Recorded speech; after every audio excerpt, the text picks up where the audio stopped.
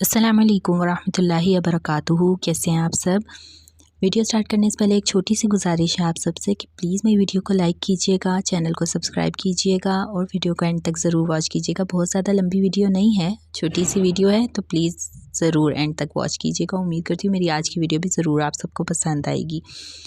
और कोशिश कीजिए जिसको मुझसे सपोर्ट चाहिए वो मेरी कम्युनिटी में जाकर ज़रूर कमेंट किया करें, तो इंशाल्लाह आप सबको सपोर्ट दी जाएगी पूरी। ठीक है, चलिए तो अपनी वीडियो का आगाज़ करते हैं। अऊज़ु बिल्लाहि मिनश शैतानिर्रजीम, बिस्मिल्लाहिर्रहमानिर्रहीम।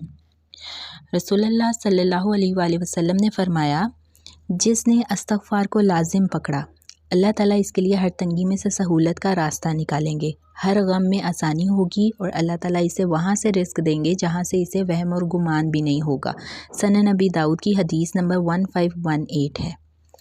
जज़ाकल्लाह खैर। अस्सलाम वालेकुम वरहमतुल्लाहि वबरकातुहू।